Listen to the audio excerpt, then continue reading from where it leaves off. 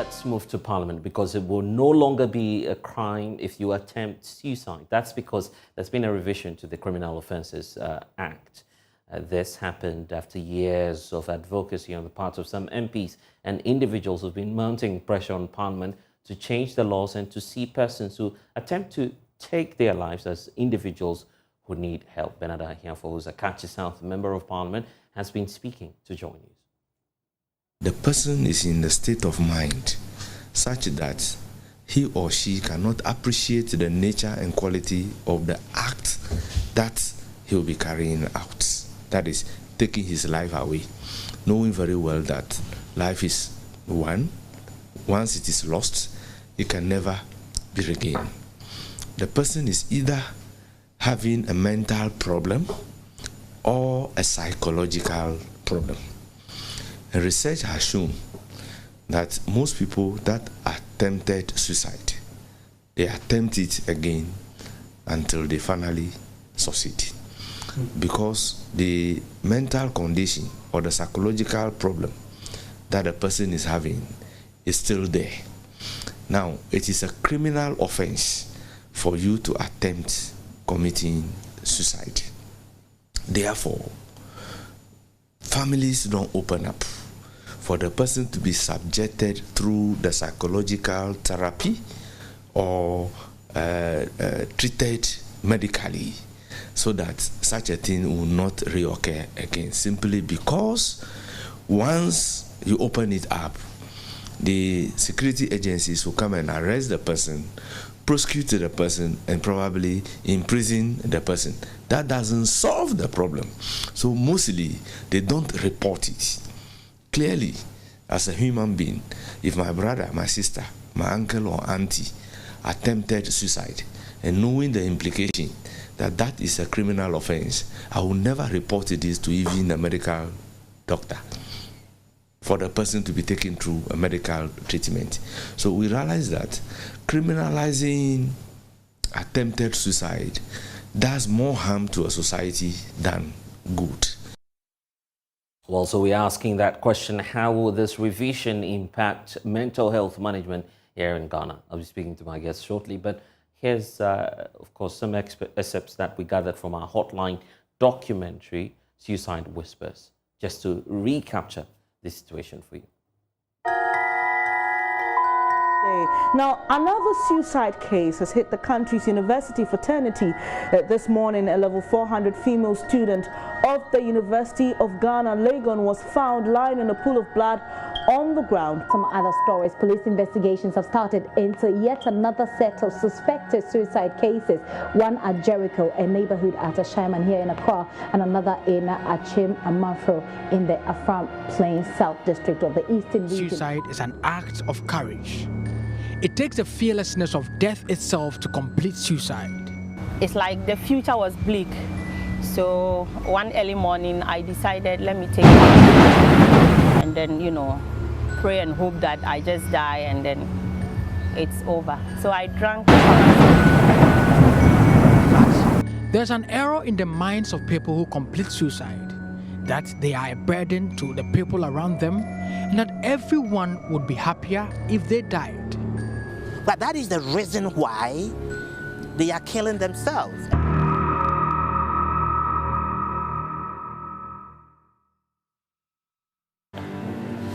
Some are, however, lucky. They get some help after they are unable to complete their suicide. Jocelyn got suicidal after some terrible family experiences living with her cousin in Europe. Jocelyn became depressed and decided to die. Die and leave everyone behind to bear the pain of losing her after making her life unbearable. One night, she drank a full bottle, hoping that she would die through her stupor. She woke up the next morning sad and angry to be alive. She went through therapy, yet the suicidal thoughts persisted. I hope something could change. But after therapy, you're still in the soup that is still boiling. So everything is always the same.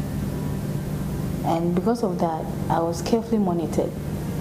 I was never allowed to be alone at any point in time because of the thought that I could do that again. But I wish that I would have disappeared anyhow, any other means. Maybe not. We used to go out swimming in the pool a lot with the kids, so maybe,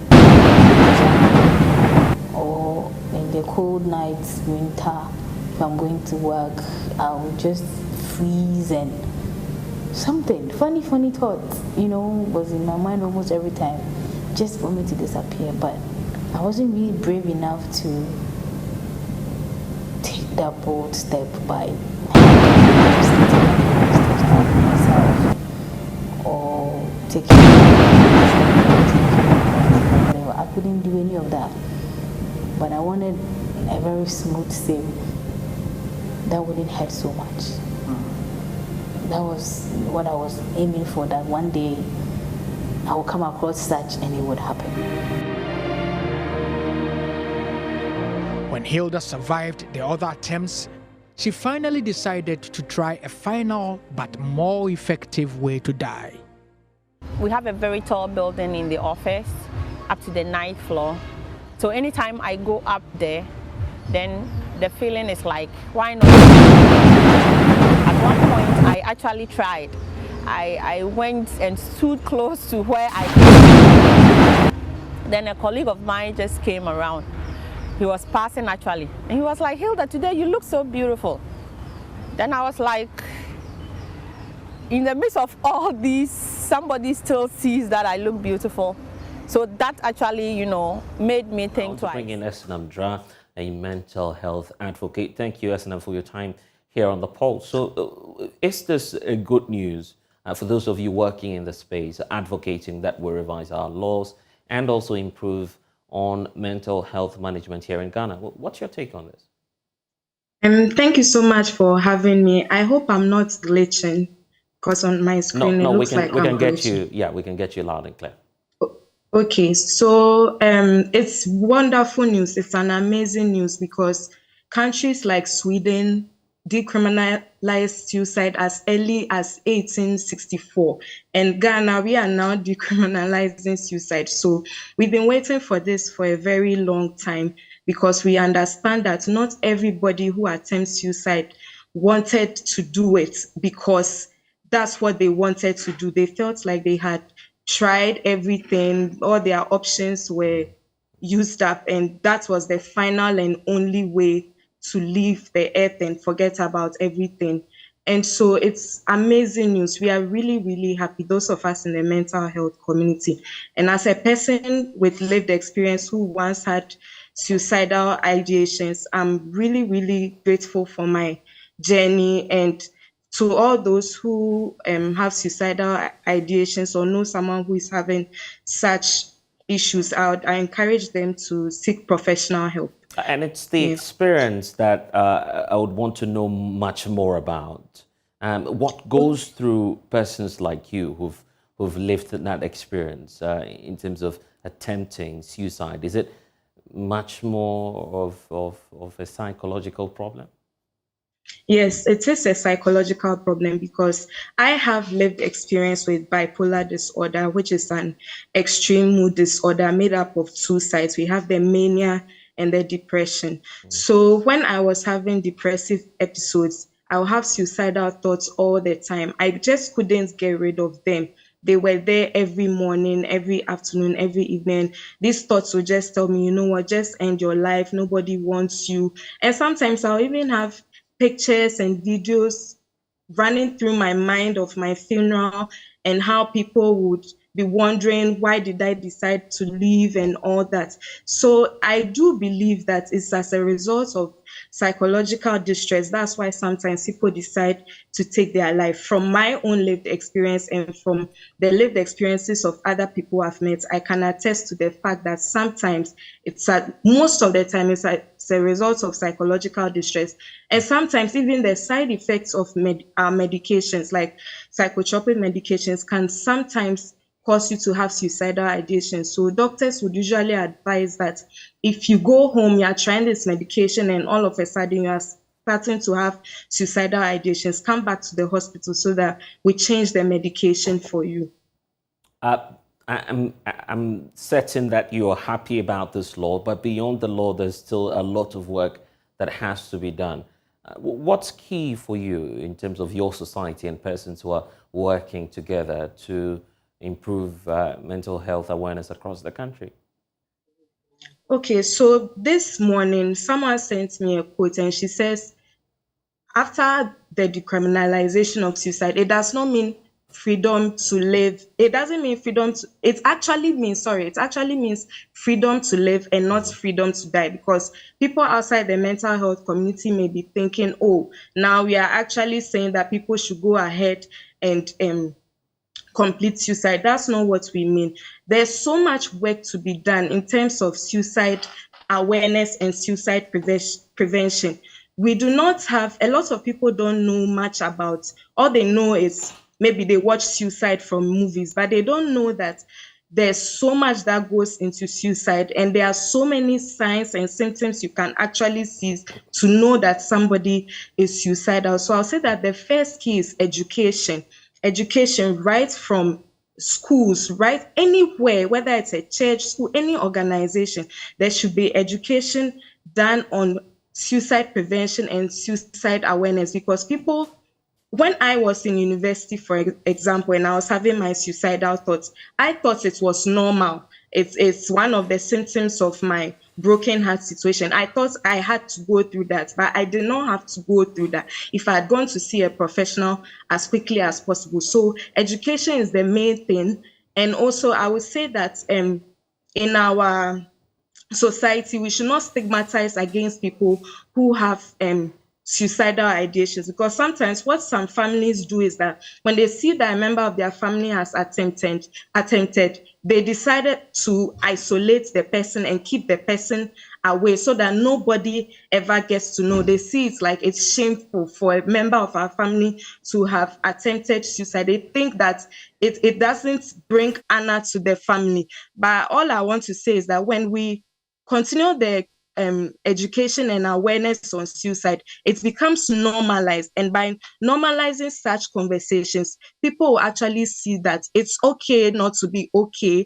It's okay to seek professional help. It's also very alarming to know that there are lots of people walking around who have actually had suicide attempts. They have actually gone through with their suicide attempts, and they don't talk about it. So people think, oh, I'm the only one who is going through it. I'll be very happy if people like those who have lived experience with suicidal attempts come out and share their stories in such a way that it doesn't also trigger other people. Because sometimes when people are going through stuff and they listen to stories of somebody's suicidal attempts, they actually pick keys. Like I was listening to the story of some of the people you interviewed, and I was hearing the things that they brought out. The media can, in a way, like mute those places about the items they use and the situations, the environments, the things that they use, so that it does not give people ideas that they can actually do this and do that to actually go through their suicide attempts. It can be very triggering for a lot of people, and for people who have gone through on their journey, sometimes it can trigger those symptoms and episodes once again. How do we address the lapses for those who may be seeking to take advantage of this law? Perhaps they may be seeking to take away their lives, basically as a means of escaping judgment or facing prosecution and all of that. How do we deal with some of these individuals who may be seeking to take advantage of this law? All I'll say is that it's going to take time, and it's going to take a lot of effort on everybody's part. We can't say that we are leaving it alone for those who wanted this. Like people in the mental health community, they said they wanted it. So it's all on us to make sure that nobody takes their lives. Everybody is involved. Everybody is an investor, whether you are a family member or a friend to someone. I would say that everybody needs to take action on their part. We have suicide hotlines where people can call if their family member or friend is going through something. We should not wait till the last moment. When someone also expresses to you their suicidal ideations, we shouldn't just brush it off. Oh, you dear, you are like that. Don't say that. Sometimes people go to church and they open up to their religious leaders, and after they are done opening up, it's like they are being bashed for what they did. Like,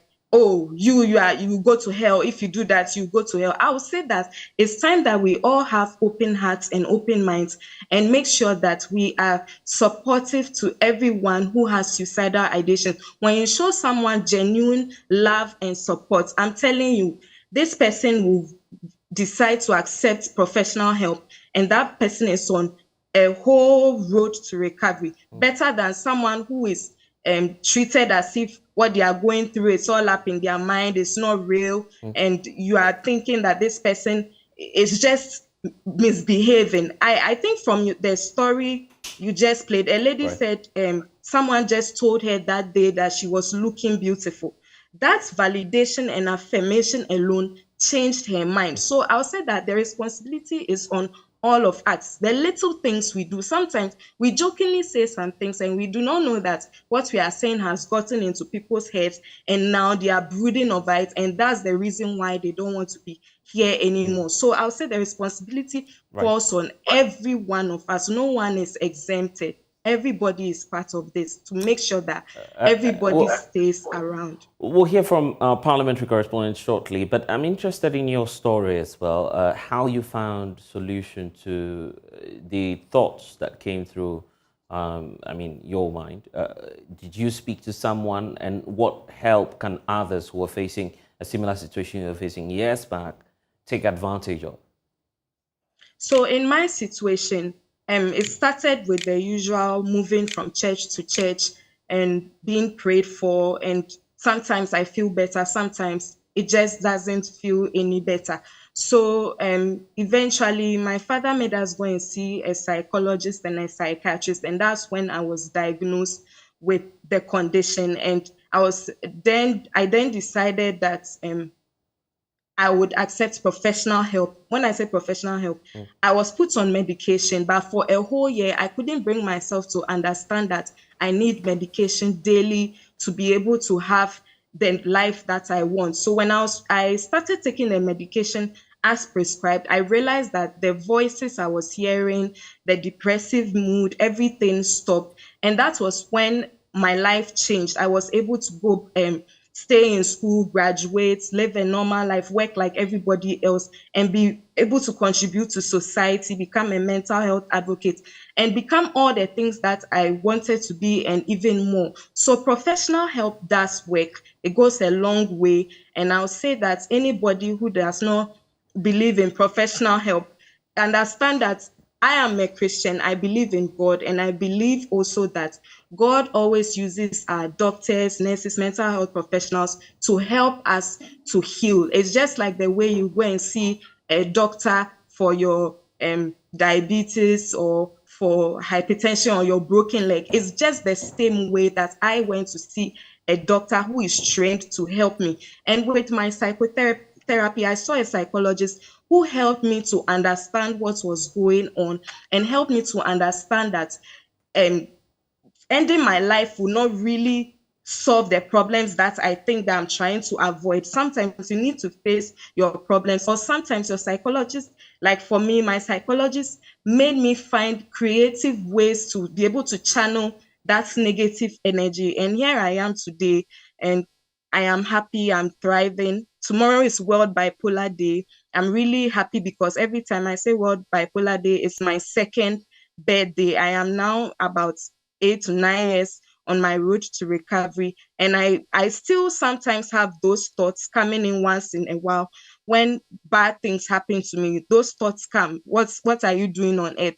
Why should you be here? But I try to counter it with what I've learned, both in the hospital and at church. And now I'm on the road. I've made so much progress on my road to recovery. So it will take time. It's not all of a sudden and boom, you are the person you used to be. It will take some time. And sometimes you just need to take a break from all that seems to be bothering you and worrying you. Some you can't get rid of it, some too, you can do something about it. And I really want to say that if you know someone who is having suicidal thoughts, please it happens sometimes that people say they didn't know what happened. We have come to the realization that early detection and early intervention always helps to reduce suicidal rates. It always does help. So please, let's always be there to be the ones to detect early and intervene early by bringing in the support of professional help. All right then, Ese and I, be strong. Mental fortitude is all we need, and of course, that route to recovery is all we need. Thank you for joining us.